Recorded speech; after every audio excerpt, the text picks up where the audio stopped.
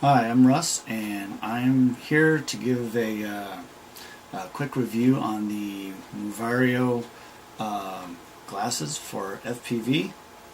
Um,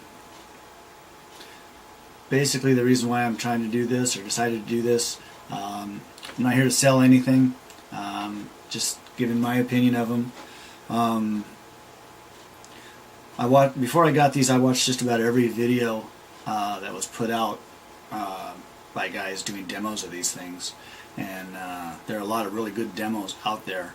But I found once I got these and actually tried them out, I found that most of them are they're really pro the glasses and what they can do, but they don't really talk about their limitations very much. So I thought that's mainly what I'd hit on as far as the glasses are concerned and the controller. And before I say anything negative about the glasses, let me just say they are badass. I am so glad I got these. These are the coolest things for me personally for flying around my Mavic Pro. I just think they're badass. But they do have some limitations, so I thought I'd go over them. First of all, they are not the most comfortable things in the world. Take off my glasses.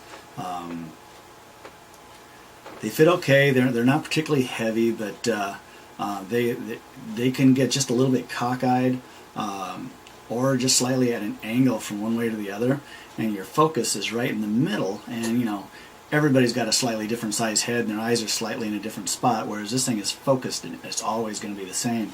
So I'll find that as I'm watching it, the screen is right in front of me, and for say my right eye or my left eye, everything's in focus, but the right eye, one edge is slightly out of focus, so I'll have to move it over just a little bit, and that'll refocus it on this side. But if it's not just right, it'll take it out of focus just slightly on the other side. So I find myself constantly kind of moving it around, trying to find that sweet spot where the whole thing is in focus at all times.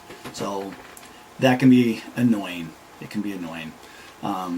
Especially if you're trying to read something on the screen while you're doing it. If you're just looking around at the flying, it's not so bad. It's pretty good. When you do got it right, it is really clear. It's really nice. But when you're stopped and you're trying to read something on the screen itself, if it's not lined up just right, it can be annoying. And I found that I don't always need them, but sometimes I do need to wear my glasses. And I found that even though they give you an extra one of these to fit your glasses on, I can wear my glasses even with these on, and it still works pretty good. Just depends on how I'm feeling at the time. If it looks, sometimes I'll think I'll need them, sometimes I'll go without them. But yeah, you can actually wear your glasses with the original nose piece in there rather than another one. Yeah, the nose piece does not. Well, actually, at the moment it is kind of, I think I stretched it out so it's a little bit tighter than it was. But when I first put it in, it was actually kind of loose. So that didn't help with aligning it. One thing that these don't come with is a really, really good idea if you're doing FPV, it's a neck strap. Just so happens my wife got me one for Christmas. I didn't even ask for it. So cool. She's wonderful. So yeah, when you're out in the field and you're trying to get stuff set up, and it definitely takes some extra time to get things set up while you're out there, having a neck strap is really, really nice.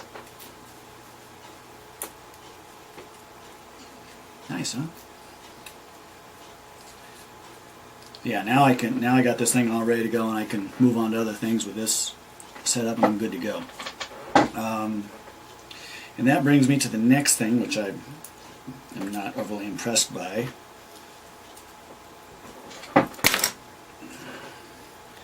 This clip. A little clip that they give you to put on your jacket or pocket or whatever does not hold for crap. As soon as you do anything that pulls on it anyway, it just automatically comes off. Now, it could have been a lot stronger, and also, since your wire goes straight down, it wants to go straight down as well, whereas it'd be nice if it could go this way. And it doesn't. And in most situations it slips right off. So that hook on there, nice idea, but not perfectly functional.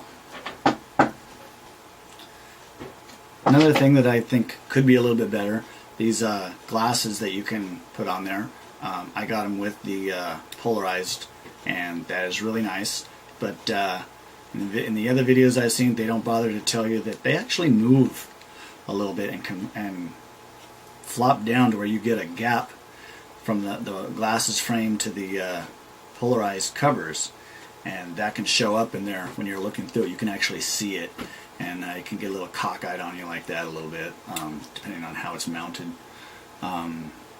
It's a minor thing, but like I said, everything I'm showing on here is just minor stuff that I figured a buyer might want to know before they make that plunge, since it's hard to find demos of these anywhere. Okay, I'm going to move on to the controller now.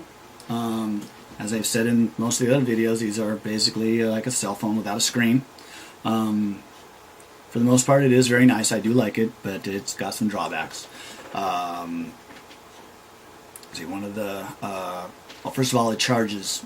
I think it charges pretty slow. It took a couple hours the first time it charged. I really haven't noticed since then, but I think it's still fairly slow. When you want to hook up a USB cable to it so you can attach it to your controller for your quad, one thing that they have noticed, they've mentioned in the videos as well, plug that into the side, and it would be nice if they made this at a 90-degree angle rather than sticking out straight. I've got a couple coming from Japan or China that hopefully will work and replace this, but you know, it works, but it'd be nicer if they'd have done that in the first place. This does not come with any sort of lock screen button that I can find. A lock screen would be nice because this thing is really touchy, and all you have to do is just barely bump it, and the screen moves. And if you're watching your flight through the screen and you bump it, it's gone. Now, if it's in your controller, it's less likely to happen. But when I first got this, I didn't have my mounting bracket yet, so it was in my pocket. Obviously, not the best way to do it, but it was my only option at the time. You know, when I'm doing other things, it'd just be nice if you could just lock it in place. The keyboard on this thing is extremely touchy. All you have to do is just barely touch it, and it moves on you. And you try to get it over the letter or number that you want to tap, and then as you're trying to tap it, it moves. And I had to type in my password God knows how many times before I finally got it to work without having to back up and delete and retype it. So that sucks.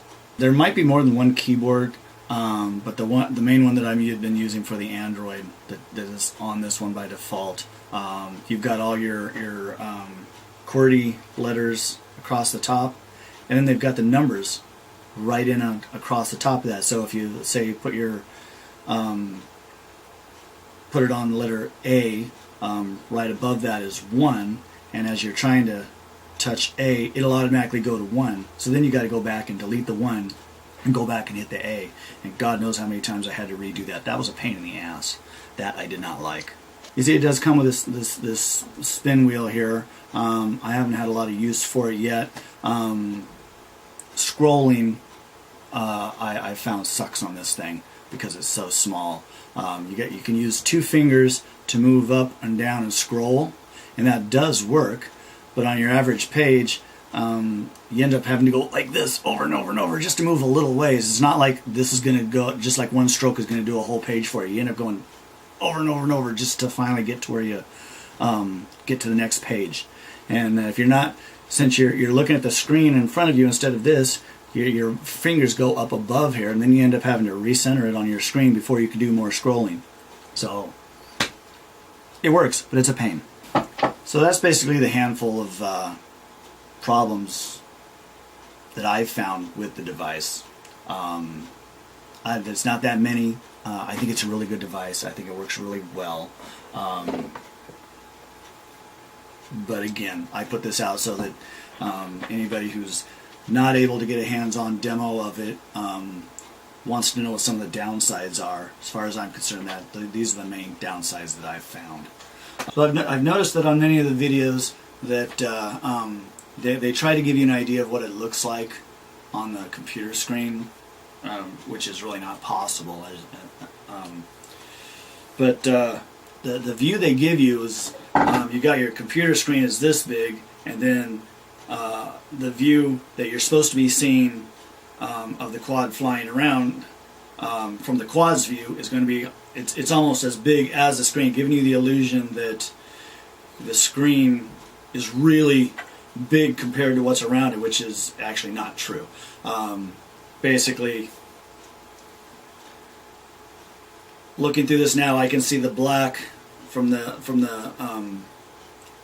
visor there, right across it, like a narrow black line going in front of me, and then way up above here, I can see everything, and it's very, very big. And then down below here, I can see everything clear, and it's very big. So I'm not saying this as a plus or a minus. I'm just trying to give you a better idea of what it actually looks like compared to the videos you've seen. They're nice demos, but they're not particularly accurate. And I should mention, when I've been out doing the FPV with these things, I like to have a ball cap on because the sunlight will come straight in there, and then these things are going to be basically useless because you're going to get blinded right here. So you put your ball cap on, and that blocks the light coming in from here, and then you've got just a narrow open area where you can see the quad clearly without these being in your way.